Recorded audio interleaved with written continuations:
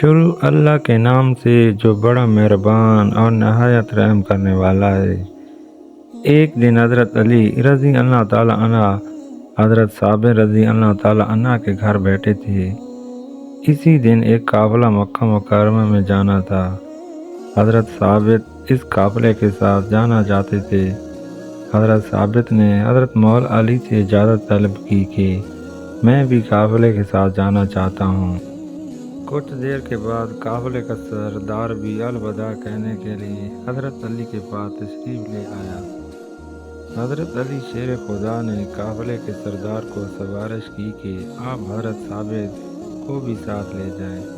قافلے کے سردار نے خوشی خوشی حضرت ثابت کو ساتھ لیا اور مکہ مکرمہ کی طرف روانہ ہو گئے۔ حضرت ثابت بہت نیک اور خدا ترس آدمی تھے، اسی لیے قافلے والوں نے حضرت ثابت کی بہت عزت کی۔ اس قافلے میں ایک عورت بھی تھی۔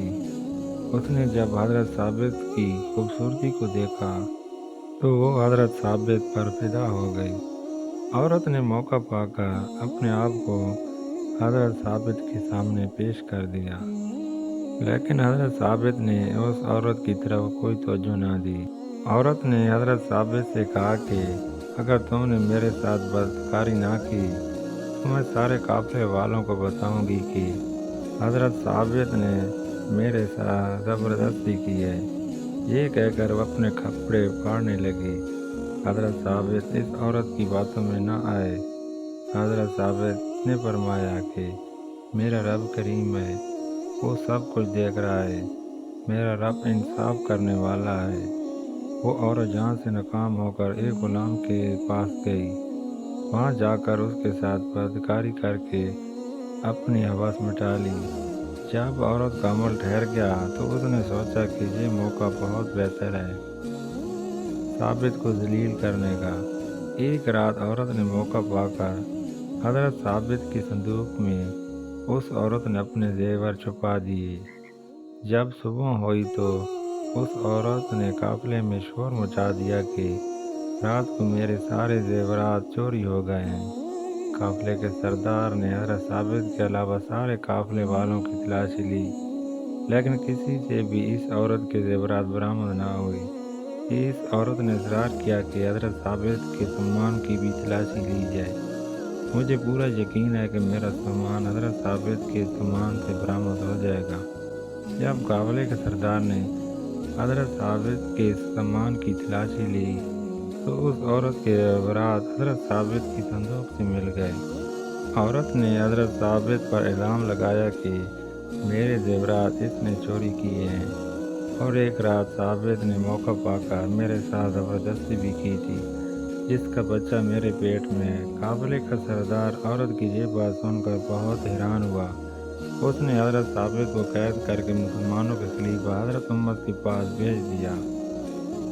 حضرت عمر فاروق نے حضرت ثابت کو سزا دینے کا حکم جاری کیا کہ انہوں نے زناکاری کرنے پر سنگسار کیا جائے گا۔ یہ خبر آگ کی طرح ہر طرف پھیل گئی۔ جب اس خبر کے بارے میں حضرت مولا علی رضی اللہ تعالیٰ عنہ کو علم ہوا تو حضرت علی نے اپنے بیٹے حضرت حسن رضی اللہ تعالیٰ عنہ کو حکم دیا کہ آپ رضی اللہ تعالیٰ عنہ فوراً ثابت کے پاس تشریف لے جاؤ، جب تک میں نہ آؤں تب تک ان کو سزا نہ ہونے دینا۔ حضرت علی رضی اللہ تعالیٰ عنہ جب حضرت ثابت کے پاس پہنچے تو حضرت علی نے حضرت حسن رضی اللہ تعالیٰ عنہ کو حکم دیا کہ اس عورت کو بھی جہاں لے آؤ۔ حضرت علی رضی اللہ تعالیٰ عنہ نے خلیفہ حضرت عمر رضی اللہ تعالیٰ عنہ سے کہا کہ فیصلہ پر نظر ثانی کی جائے اور مجھے موقع دیا جائے حضرت ثابت کی وکالت کا۔ حضرت عمر فاروق حضرت علی کی اس بات کو مان لیا۔ حضرت علی نے حضرت حسن رضی اللہ تعالیٰ عنہ کو اس عورت کو لانے کے لیے بھیجا۔ جب حضرت حسن نے عورت کو کہا آپ کو حضرت علی رضی اللہ تعالیٰ عنہ بلا رہے ہیں، عورت نے پھر پوچھا کہ کون مجھے بلا رہا ہے؟ حضرت حسن نے فرمایا کہ مولا علی آپ کو بلا رہے ہیں۔ عورت کے ذہن میں یہ سوال آیا کہ اب میرا برا وقت ہے۔ جب عورت دربار خلافت میں پیش ہوئی تو حضرت علی نے عورت کو مخاطب ہو کر کہا تم جانتی ہو کہ میں کون ہوں؟ میں علی ابن ابی طالب ہوں، جو کہ جھوٹ کو جھوٹ اور سچ کو سچ کرنے والا ہوں۔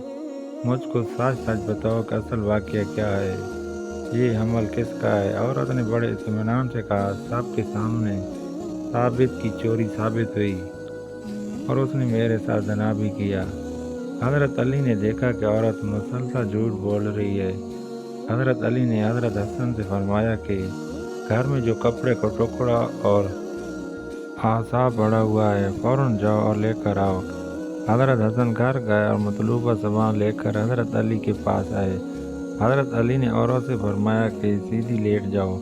جب عورت سیدھی لیٹ گئی تو حضرت علی وہ آسا اس کے پیٹ پر رکھ دیا۔ حضرت علی کپڑے کے ٹکڑے نے فرمایا، اے پیٹ کے اندر بچے، اب تو ہی سچ بتا، خدا کے حکم سے۔ ماں کے پیٹ سے بچہ بول پڑا کہ اللہ تعالیٰ ایک ہے۔ حضرت محمد صلی اللہ علیہ وآلہ وسلم اللہ تعالیٰ کے آخری نبی ہیں۔ قرآن پاک اللہ تعالیٰ کے آخری اور سچی کتاب ہے۔ حضرت علی نے پوچھا کہ تم کس کے نطفے سے پیدا ہوئے ہو اور چوری کس نے کی تھی؟ اللہ تعالیٰ کے حکم سے بچہ بول پڑا کہ یہ عورت کئی بار حضرت ثابت سے بدکاری کی نیت سے گئی تھی، لیکن حضرت ثابت نے اس عورت کو ہر بار ناکامی لوٹنے پر مجبور کر دیا۔ پھر اس عورت نے ایک غلام کے ساتھ بدکاری کی۔ اس عورت نے خود ہی اپنے زیورات حضرت ثابت کے سامان میں رکھ دیے تھے تاکہ حضرت ثابت کو بدنام کر سکے۔ بچوں کو بولتا دیکھ کر وہاں موجود ہر شخص سکتے میں چلا گیا۔ حضرت عمر نے اس عورت کو سنسار کرنے کا حکم دے دیا۔ حضرت ثابت کو رہا کر دیا گیا۔ یہ سارا ماجرا ہونے کے بعد حضرت عمر نے حضرت علی سے دریافت کیا کہ یہ کپڑے کا ٹکڑا اور عصا کیا چیز ہے؟ مولا علی نے عرض کیا کہ ایک دن حضور اکرم صلی اللہ علیہ وآلہ وسلم میرے پاس تشریف فرما ہوئے کہ اچانک وہاں سے حضرت ثابت کا گزرا ہوا تو حضور اکرم صلی اللہ علیہ وآلہ وسلم نے فرمایا کہ ایک وقت ایسا آئے گا کہ ایک بدکار عورت حضرت ثابت پر بدکاری اور چوری کا الزام لگائے گی۔ حضرت ثابت کو سنسار کرنے کا حکم جاری کر دیا جائے گا۔ میں نے حضرت محمد صلی اللہ علیہ وآلہ وسلم سے عرض کی، یا رسول اللہ صلی اللہ علیہ وآلہ وسلم، اس الزام سے حضرت ثابت کی رہائی کیسے ہوگی؟